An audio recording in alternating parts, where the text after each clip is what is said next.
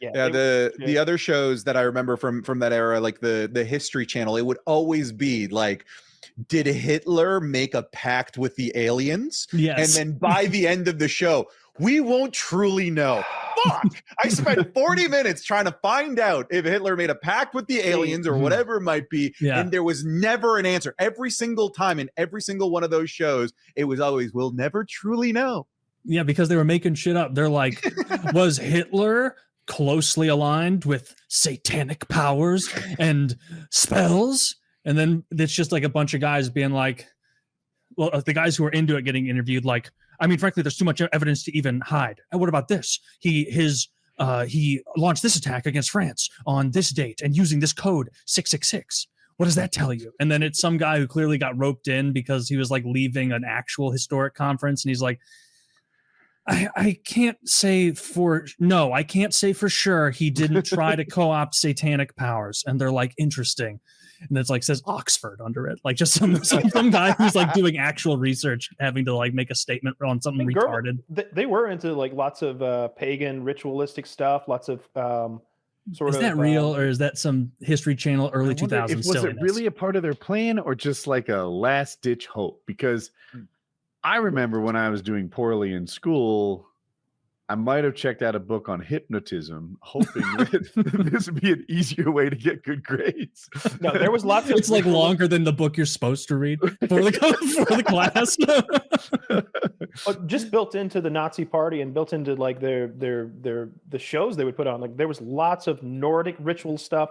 There was this idea of sort of taking Christianity and changing it a little, twisting it toward more of the like Viking sort of Celtic stuff. The idea was to co-opt Christianity a little bit, but also racial purity and the Aryan race were going to be a central theme. And so Goebbels was on the search for the Spear of Destiny and various other relics from the Bible. Was he really? Yes. That always seems so Ancient Aliens-y to me. No, that's history. Goebbels was looking for the Spear of Destiny during the war. Yeah. Like it was going so well. Hitler's like, I mean, I don't think he didn't like strap his. I think he was actually going on expeditions. I think he was strapping the lederhosen on, hitting the trails and looking for relics. Maybe Goebbels was like smart about it. And he's like, Mein Führer, I've learned that the most accurate location that we can decipher so far of the Spear of Truth is on, and I've actually got the photo here. It's a resort in Greece, and it's just, it may look beautiful, but that is part of how sinister it is. And so I think perhaps 3-4 months there might be enough to uncover more. That's what I would do if my really dude was. I spring for the all-you-can-eat buffet. And it will take many virgins, and I will pick them. You've got all of these pieces of media that fictional, like for example, like Raiders of the Lost Ark, right? Like the Nazis looking for the Ark. You've got, I think it's the first Uncharted game. I don't know if you guys ever played it.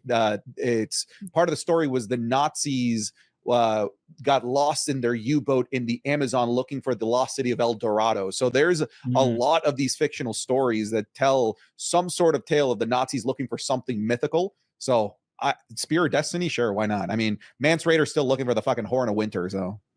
That's true. If there was a Spear of Destiny, I'm glad they didn't find it, Hopefully no one finds it. It's probably too much power for any one man to wield. There's 2 or 3 examples of the Spear of Destiny. Obviously, we don't know if any of them are the real thing. One of them's in the Vatican. One of them's under a church somewhere. I was reading about it the other day. There's been multiple Spears of Destiny. There's photos. And what's the... Not that you have to know all this, but what is the lore? Like, what is the origin of this? Stabbed Jesus. Well, it's the one that stabbed Jesus. But if there's they even know that guy's name. The Roman soldier's name is a known quantity because I always hear them use his name. And it's the spear that he killed Jesus with while he was on the cross. It's the idea is if you're in possession of it, you can't be bested in battle. You'll be victorious, etc. Also called the Holy Lance, Taylor. If maybe that your Spear of Destiny is so much cooler. It's so much cooler. So much fucking cooler. I don't know. Holy Lance is pretty. Keep your Holy Lance. I'll stick with my Spear of Destiny. Then we'll see who emerges victorious. I'll be on a beach in Greece. Any luck? No, I'm sunburned as hell. I'm just. There's so many examples of all of these dictators trying to shuffle Christianity in some way, shape, or form to help out their power. Like I literally today, a couple hours ago, I was watching a documentary on the Kim Il Sung, the original ill of North Korea, and dude, the illest, dude. They crafted some Jesus story for this guy, that he was born in the mountains of Sputnik or something. He's got pure Sputnik blood. He was born beneath a shooting star, and it was like April 15th or something like that is now like it's like their 4th of July, but it wasn't like the formation of North Korea. It's when this guy was born, and their calendar starts, if I'm not mistaken, on the day of his birth. Man. Kind of badass. That's pretty sweet. There are just some bad eggs of dogs out there where like it doesn't matter if you get Caesar Milan, like he's not going to be able to do anything. Maybe he could, but like no one film the show that makes it look like he did it, but then you come back 6 weeks later and that dog's still a terror. Oh, it's like Pimp My Ride. Do you guys know like the scam of Pimp My Ride? Yeah. They'd overhaul these people's cars. I put a PS2 in your. Apparently, these cars would get like they just strip them of all of the cool shit that they put in, and they would just get a slightly bedazzled car at the end of it all. They wouldn't actually get the full fledged out, super decked out. I put a PS2 in your PS2 type of thing. So they didn't get to keep that like PT Cruiser aquarium. I guess half the cool shit got removed, and more often than not, they were just given a burden, and they try to like sell it on like Craigslist or whatever it was around back then in the 2000s to sell. Our buddy Tavares bought one of those cars. He bought the van, and he's got a video of it here. I just had it pulled up a second ago. Yeah. He bought. It's called "I Bought an Abandoned Pimp My Ride minivan for $850." And it's worse than you think. Yeah, dude, I also watched that show a lot, Santi, and I was like watching it in middle school, so like 7th, 8th grade or whatever, and I remember thinking like, damn, I wish I had something this sick. Like this is the coolest thing ever. Like, whoa, there's a special chamber where you press a button and an ice cold Pepsi rises out to greet you while you're playing, Load Surge. Runner on your or Surge. Yeah, it was probably Surge or Volt or something like that. It was early 2000s. Yeah, I thought those were such cool cars, other than the colors on the outside. I was even tasteful enough at like 12, 13 to be like, okay, the entertainment systems, the multiple TVs, I can even deal with the fish, the Pepsi or the Surge container. That's great. But this color on the outside is a little garish. It's a little much. It's a little look at me. And so you don't need that. But there were cool. And something I liked about that show is there was never even the pretense of road legal. There was never even the idea of like, it was never like, hurry up. We got to get this finished by 5 p.m. today because I got to take it on a 2-hour drive and get it up to 75 on the highway to make sure this is safe. It's like, hurry up. The sodas aren't cold. Like, and the guy's going to be here soon. The thing was, they picked people who were like, I need a reliable car to get back and forth to my job and take my kids to school. And they were like, great. So I put a cotton candy machine in the back seat and a fish tank in the boot. No, I think you misunderstood me. Cotton candy machine is such a that would be exactly what. Or they'd have other ones who would be like, Terry, tell us what you want in a car. And he's like, I'm not familiar with the show. I actually was picked up from prison this morning and brought here to be a part of it. So whatever you got. And it's like, okay. You should make it all prison themed. Like, I heard you like steel toilets. You got I feel like that was a mark of the time. There were so many shows in that same time frame where it was about like building something new, unique. I can't remember the name of the show, but it was like the American Chopper. Do you remember that show? There would always be some family drama just because they have a different opinion on like what fucking gas tank to put in this motorcycle. All those shows were bullshit. What was the one? It was like a Cribs. Cribs was all bullshit.